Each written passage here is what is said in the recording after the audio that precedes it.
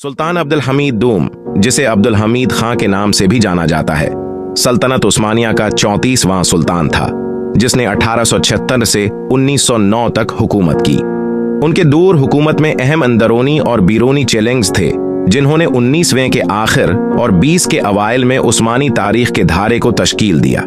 सदियों इब्तदाई जिंदगी और उरूज अब्दुल हमीद दोम 21 सितंबर 1842 को इस्तंबुल में सुल्तान अब्दुल मजीद अव्वल और तरमीजगान कादीन के यहाँ पैदा हुए। वो अपने भाई सुल्तान मुराद पंजम के दिमागी बीमारी की वजह से महज 33 दिन के मुख्तसर दौर हुकूमत के बाद माजूल होने के बाद तख्त पर बैठा। अब्दुल हमीद सानी के दौर का बाकायदा आगाज 31 अगस्त 1866 को हुआ।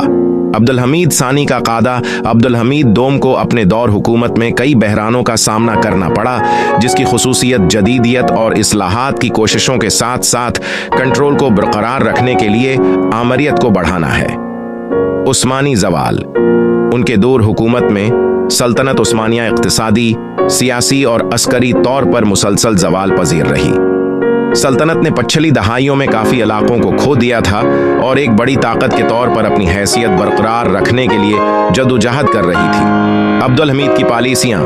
इब्तिदाई तौर पर अब्दुल हमीद दूम ने इस्लाहात और जदीदकारी की कोशिशों को नाफिज किया, बशमूल बुनियादी ढांचे में बेहतरी, तालीमी इस्लाहात और फौज को मजबूत करने की कोशिशें। ताहम 1905 में एक कातलाना हमले में बच जाने के बाद इसकी हिक्मरानी ज्यादा आमराना और जाबिराना हो गई। पान इस्लाम अज़म और पान तर्कज़म। अब्दुल हमीद दोम ने भी पान इस्लाम अज़म की पॉलिसियों पर अमल किया, खुद को दुनिया भर में मुसलमानों के मुहाफिज के तौर पर पेश किया और पान तुर्क अज़म सल्तनत के अंदर तुर्क कौम परस्ती पर जोर दिया। आर्मीनियाई सवाल। अब्दुल हमीद दोम की हुक्मरानी के सबसे तारीख पहलुओं में से एक सल्तनत के अंदर आर्मीनियाई आबादी को संभालना था। 1890 की दहाई में आर्मीनियाई बाशिंदों के हामिदी कत्ल आम के नतीजे में अहम जानी नुकसान हुआ और बीन अलाक़वामी सतह पर उसकी मजम्मत हुई। जमा और बाद के साल अब्दुल हमीद दोम की बढ़ती हुई आमराना हिक्मरानी और सल्तनत के जवाल से निपटने में नाकामी ने उस्मानी माशरे के अंदर मुख्तलिफ धड़ों बशमूल मसलहीन, दानशूरों और फौजी अफसरान के दरमियान अदम इत्मीनान का बायस बना।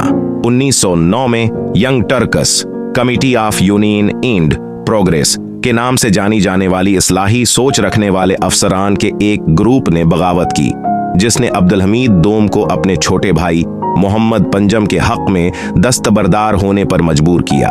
उनकी माजूली के बाद अब्दुल हमीद दोम को इब्तिदाई तौर पर थिसालोनिकी में नजरबंद कर दिया गया और बाद में 10 फरवरी 1918 को इस्तंबुल में अपनी मौत तक सल्तनत उस्मानिया के अंदर मुख्तलिफ मकामात तक महदूद रहा। मीरास अब्दुल हमीद सानी की मीरास पेचीदा और जेर बहस है। उसे अपने दूर हुकूमत के अवाइल में जदीदियत की कोशिशों के लिए याद किया जाता है, बल्कि बाद में उसकी आमरियत और जबर के लिए भी याद किया जाता है। उनकी पॉलिसियों और उनके दौर हुकूमत में दरपेश बहरानों ने सल्तनत उस्मानिया के हतमी खात्मे और जदीद तरक्की के ज़ुहूर में अहम किरदार अदा किया। खलासा तौर पर सुल्तान अब्दुल हमीद सानी का दौर सल्तनत उस्मानिया के आखिरी दौर की जदोजहद और चैलेंजों को समेटता है, जिसमें इस्लाहात की कोशिशें, अंदरूनी कशमकश और बैरूनी दबाव शामिल हैं, जिन्होंने बिलाखिर खते में तारीख का रख मोड़ दिया।